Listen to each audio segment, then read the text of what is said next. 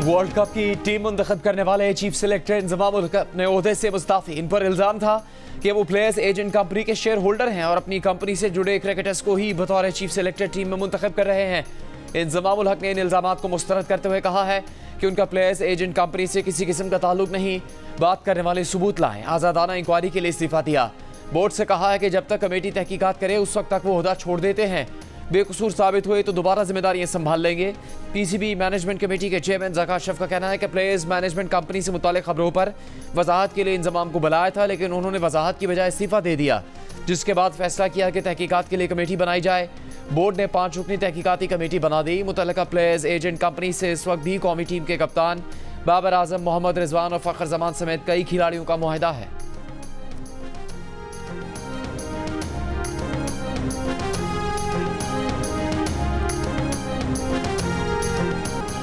इंतखाबात मुकर्ररा वक्त पर होंगे, फ्री एंड फेयर इलेक्शन के लिए मुकम्मल सपोर्ट करेंगे। Chief election commissioner Sikandar Sultan Raja की गुफ्तगू। निगरान वज़ीर आला पंजाब के हमरा इजलास की सदारत। पंजाब हुकूमत के अब तक के इक़दामात पर इज़हार इत्मीनान। कहा इंतखाबात का वक्त करीब है, सबको मिलकर मुनसिफाना शफाफ इलेक्शन यकीनी बनाना है। इलेक्शन कमीशन शफाफ, आज़ादाना और मुनसिफाना आम इंतखाबात करवाने के लिए तैयार है। 30 नवंबर तक हल्का बंदियों का मरहला मुकम्मल हो जाएगा। निगरान वज़ीर आला पंजाब मोहसिन नकवी ने कहा कि पंजाब में इलेक्शन का आज़ादाना इनेकाद यकीनी बनाने के लिए फुल प्रूफ इंतजाम किए जाएंगे। इलेक्शन कमीशन की गाइडलाइंस पर मेनोआन अमल करेंगे।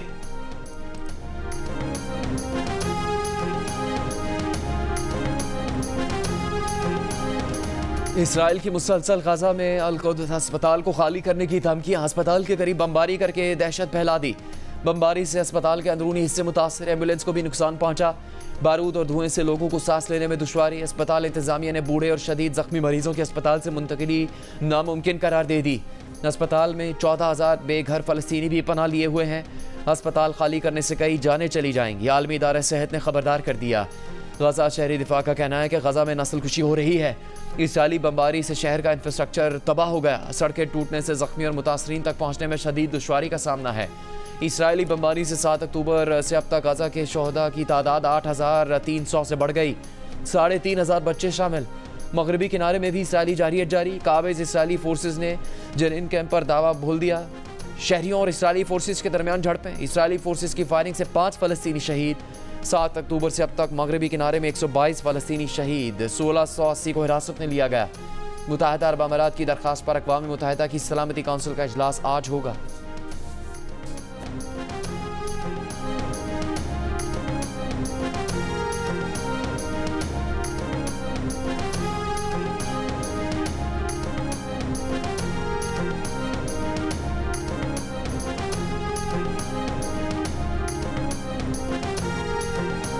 इसराइली हमलों में बड़ी तादाद में बच्चों की हलाकतें। 7 अक्टूबर से अब तक गजा में 3,500 बच्चे शहीद हो चुके। 1,000 लापता बच्चों के मलबे में दबे होने का खदशा। बच्चों के हुकूक के लिए सरगर्म आलमी तंजीम सेव द चिल्ड्रन का कहना है कि सिर्फ 24 रोज़ में मौत के आगोश में जाने वाले गजा के बच्चों की तादाद 4 साल में दुनिया भर में जंगज़दा इलाकों में हलाक बच्चों से ज़्यादा है। इसराइल फ़लस्तीन के अस्पतालों को निशाना बनाने से भी बाज नहीं आ रहा। गजा के वाहिद कैंसर अस्पताल के करीब भी बमबारी की गई। गजा पर इसराइली बमबारी से तिब्बी अमले के 124 अरकान शहीद हो चुके हैं। गजा वज़ारत सेहत के मुताबिक बमबारी से अब तक 32 तिब्बी मराकज़ गैर फ़ाल और 25 एम्बुलेंसेज नाकारा हो चुकी।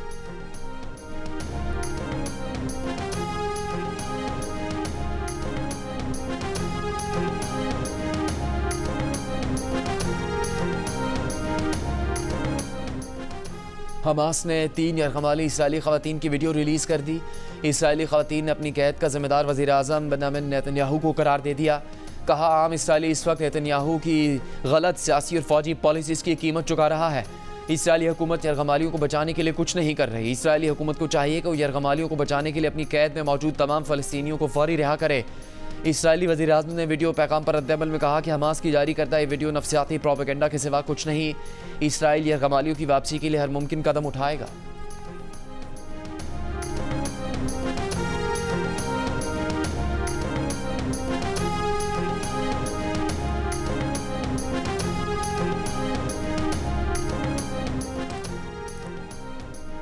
इसराइली फ़ौज का गजा में ज़मीनी ऑपरेशन में तोसी और हमास के दर्जनों जंगजूओं की हलाकत का दावा। तर्जुमान इसराइली फ़ौज का कहना है कि गजा में हमास के 600 ठिकानों को निशाना बनाया। हिजबुल्लाह का जनूबी लबनान में इसराइली ड्रोन मार गिराने और इसराइल के 3 पोजीशंस को निशाना बनाने का दावा। ड्रोन मार गिराए जाने के बाद इसराइल ने लबनान में अंदर घुसकर मिसाइल लॉन्चिंग फैसिलिटी को निशाना बनाया। गाजा में हमास के एंटी टैंक मिसाइलों के डिपो को भी निशाना बनाया गया। अमरीकी नशरियाती इदारे के मुताबिक इसराइली फ़ौज गाजा में ज़मीनी कार्रवाई के लिए 2 किलोमीटर तक दाखिल हुई। दूसरी जानिब गाजा में हमास हुकूमत के सरबराह ने कहा है कि गुज़श्ता 24 घंटों में इसराइली फ़ौज के 3 टैंक और 3 बख्तरबंद गाड़ियाँ तबाह की। गाजा में आने वाले इसराइली टैंक मज़ाफ़ात से ही वापस चले गए। इसराइली फ़ौजी टैंक गाजा के रिहायशी इलाके में दाखिल नहीं हो सके। CNN के मुताबिक हमास ने गाजा की पट्टी से इसराइल पर रॉकेटों से हमला किया। मजमूई तौर पर 6 रॉकेट गाजा से इसराइल की तरफ दागे गए।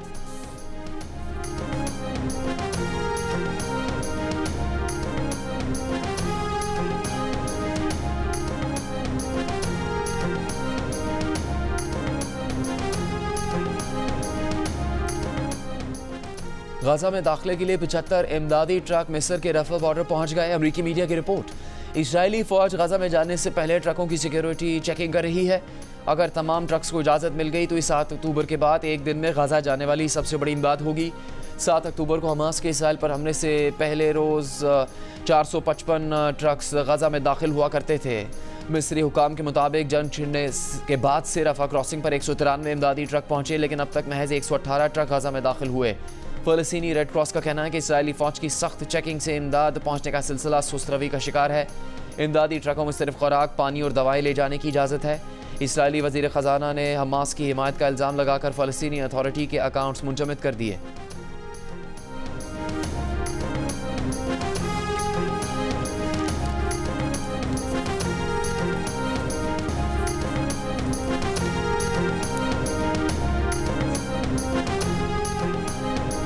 सेनेट इजलास में गाजा में जंगबंदी का मुतालबा। खिताब में नून लीग के सेनेटर इसहाक डार ने कहा कि इसराइल की जानिब से बमबारी की शिद्दत में कोई कमी नज़र नहीं आ रही।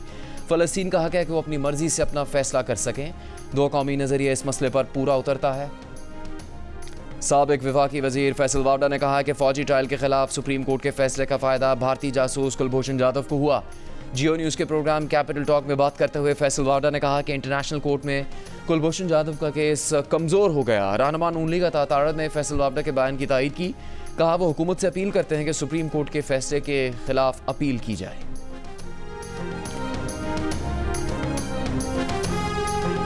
9 मई जो है वो एक लानती प्रोग्राम था, वो एक लानती गंदा और प्रोगंदा लोगों के किए हुए काम थे।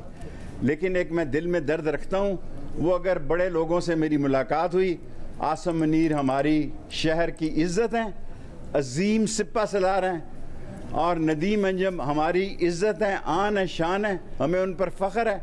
हमने कल भी फ़ौज के साथ थे, आज भी फ़ौज के साथ हैं, कल भी फ़ौज के साथ। हमने फ़ौज के ख़िलाफ़ कभी बात नहीं की।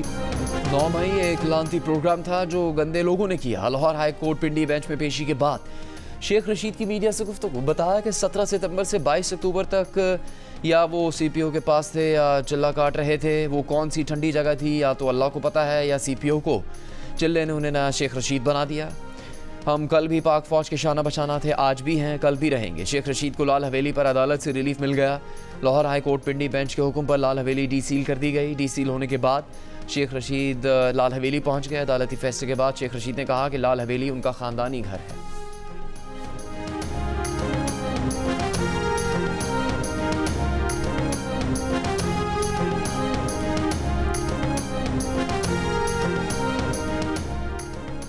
कब से सुन रहे हैं इलेक्शन होंगे, चीफ इलेक्शन कमिश्नर साहब अब तो इलेक्शन की तारीख दे दें। PTI के सदर परवेज़ इलाही की अदालत पेशी पर गुफ्तगू। कहा चीफ इलेक्शन कमिश्नर आम इंतखाबात की तारीख दबा कर बैठे हैं। क्या चीफ इलेक्शन कमिश्नर ने निगरान हुकूमत को बजट मंजूर करने से रोका नहीं? पंजाब असम्बली में गैर कानूनी भर्तियों के केस में PTI के सदर परवेज़ इलाही का 14 रोज़ का जुडिशल रिमांड, एंटी करप्शन के मजीद 10 रोज़ के जिस्मानी रिमांड की इस्तदा मुस्तरद।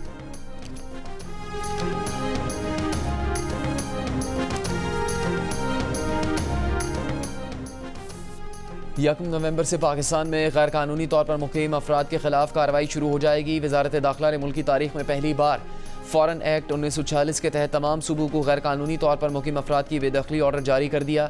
मामूली जराइम में अंडर ट्रायल और सज़ा याफ्ता अफ़गान शहरियों को बेदखल कर दिया जाएगा। संगीन जराइम में अंडर ट्रायल और सज़ा याफ्ता अफ़गान शहरियों को बेदखल न करने का फ़ैसला। निगरान वज़ीर दाखिला सरफराज बुगटी ने कहा कि इनखला का मामला गैर कानूनी मुक़ीम अफराद के खिलाफ है, किसी मखसूस गिरोह के खिलाफ नहीं। गैर कानूनी मुक़ीम अफराद को घर किराए पर देने वाले भी जुर्म में बराबर के शरीक हैं। गैर कानूनी मुक़ीम अफराद के बारे में इतला फराहम करें। मारूफ आलिम दीन मौलाना तारिक जमील के बेटे आसिम जमील की गोली लगने से मौत। RPO मुल्तान के बाद आसिम जमील के बड़े भाई ने भी खुदकुशी की तस्दीक कर दी। कहा कि आसिम बचपन से शदीद डिप्रेशन के मरीज़ थे। गुज़श्ता 6 माह से मर्ज़ में शिद्दत आ गई थी। सिक्योरिटी गार्ड से बंदूक लेकर खुद को गोली मार ली। पुलिस के मुताबिक उर्सा की दरख्वास्त पर आसिम जमील का पोस्टमार्टम नहीं करवाया गया। नमाज जनाजा के बाद आसिम जमील की तदफीन आबाई इलाके में कर दी गई।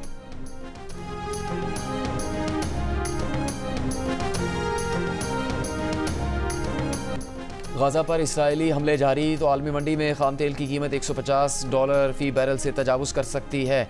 आलमी बैंक का इंतबाह।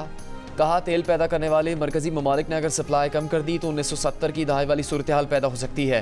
गाज़ा पर इसराइली हमले जारी रहे तो तवानाई और ख़ुराक की कीमतें बहुत ज़्यादा बढ़ सकती हैं, जो कि यूक्रेन जंग और अब गाज़ा की जंग की वजह से कमोडिटी मार्केट के लिए दोहरा झटका होगा। कम और दरमियानी शिद्दत के इलाकाई खलल की सूरत में तेल की आलमी कीमत $102 से $121 फ़ी बैरल तक जा सकती है।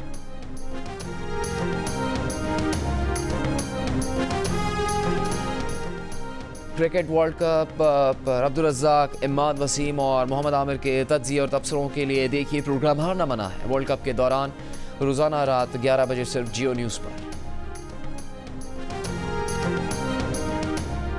कौन कहता है टेक्नोलॉजी दूरियां पैदा कर रही है? दिल का रिश्ता ऐप दिलों को जोड़ रही है। दिल का रिश्ता ऐप ने 40 साल तहरीम और 42 साल फरहान को भी दिल के रिश्ते में जोड़ दिया। फरहान की बीवी वफात पा चुकी, जबकि बेवा तहरीम के 2 बच्चे भी हैं।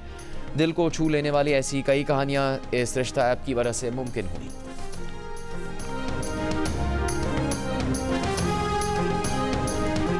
ख्वाजा खुर्शीद अनवर की धुनों की ताजगी आज भी बरकरार। मारूफ मौसीकार और फिल्मसाज को दुनिया से रुखसत हुए 39 बरस बीत गए।